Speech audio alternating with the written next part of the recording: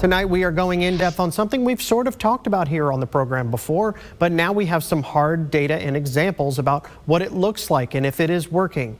The holiday season is fast approaching us, and this time next week will be one of the busiest travel days of the year. And this year, the laws about drinking and driving in Oklahoma are tougher. Joining me on the program to speak unedited about what his department has already seen, and I was shocked, you'll hear it myself, about how many people they've already dealt with on the new law, is Broken Arrow Police Chief Lance Arnold. We'll also talk about new changes to retail theft laws as Christmas shopping also gets underway. Back on the program to speak unedited is Broken Arrow Police Chief Lance Arnold. Thanks for stopping by again, Chief. I appreciate it. Always a pleasure, Rick. One of the things I wanted to talk to you about this month is there are some new rules to the road as far as drunk driving. We're about to go into the holidays. What are you all looking for, and how has your enforcement changed? Yeah, the enforcement really hasn't changed. We're always been conscientious and been after impaired drivers. You know, some of the things that people, they can be lulled by statistics, but across the state every year we know that we have about 2,500 impaired driving crashes in Oklahoma, sometimes 400 on average fatalities. In Tulsa County alone, you know, about 60 people a year die from an impaired driving accident. In Broken Arrow in the last few years, that number's been around 4 to 5 of our fatalities are caused by an impaired driver. And so it's not that we've changed enforcement. I think what's the biggest thing to note is really what the penalties have changed quite a bit. So aggravated DUI, anything that is a .15 or higher, and sometimes that can constitute as many as 20% of the 200 or so DUIs that we arrest a year, is now a felony. If you are involved in a crash, then that can be a felony. And so those are the things that I think really the enhancements of the penalties are the big thing. You know, right after that, November 1st happened right on the weekend.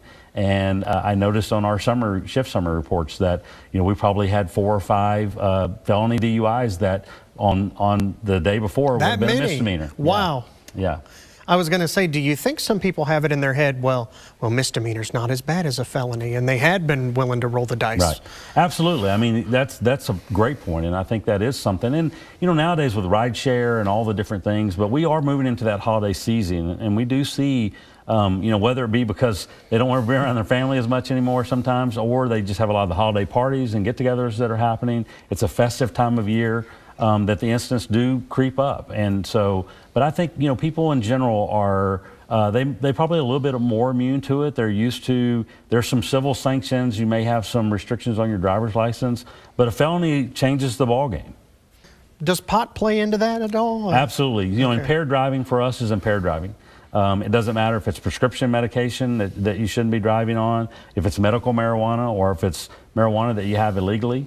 Or alcohol, really any impairing substance. And so when I mention those statistics, they do break those out between alcohol and what they call drug driving, but the DUI statute includes both, any impairing substance that affects your ability to operate a vehicle safely. What was that like getting ready for November 1st? I mean, we get 300 new laws, and then do you have to sort through it? Do you have a squad meeting? Is it an adjustment for y'all? Yeah, we're fortunate. Some things are adjustment, you know, catching paperwork up, making sure that when there are changes that's reflected in the documents that we're using, training all of our personnel, you know, and so we have our city attorney's office actually prepares a legal update for us, but there is a blitz to make sure that we're getting all that information out to our officers that the laws have changed and, you know, how we file cases and some cases like that. Some of the other things that have changed, you know, some of the 85% laws that don't necessarily affect us, but now if you shoot into a dwelling or something like that, that's an 85% law now. And so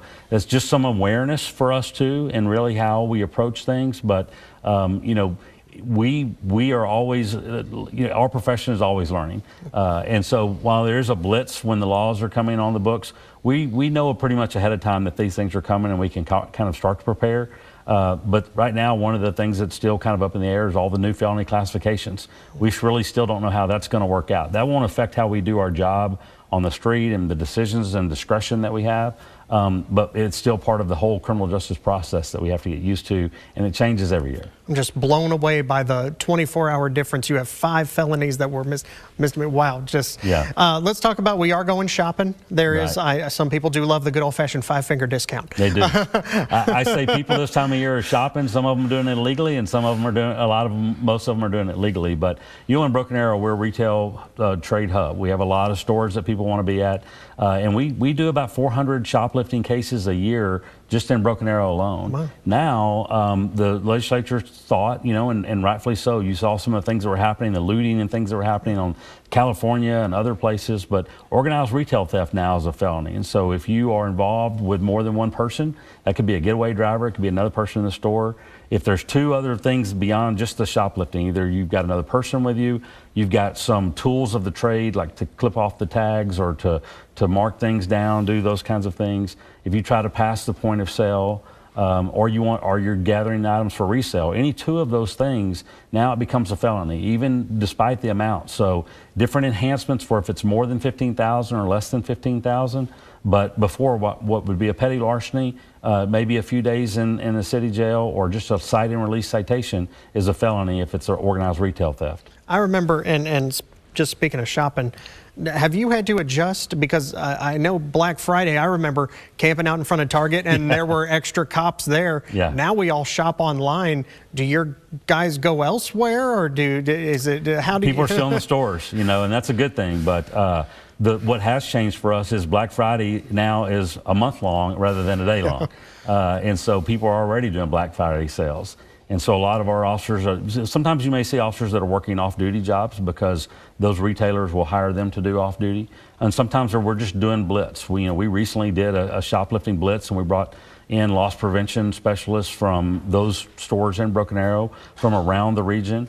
We used our proactive patrol unit, our criminal investigations detectives, to really kind of ramp up till we know we're getting into that time of year. And the other thing about that is just being aware. People are still shopping in the stores. The stores are packed, and that's a good thing. But the criminals can be out there, and so being aware of your surroundings, making sure you're locking your packages in your trunk and you're not leaving them out in the open, and certainly not leaving your car unlocked. Most of the, we've talked about this before, but most of the people that are victims of car burglaries, at least in Broken Arrow, it's from an unlocked vehicle. Thank you so much for stopping by, Chief. I appreciate it. Thank you.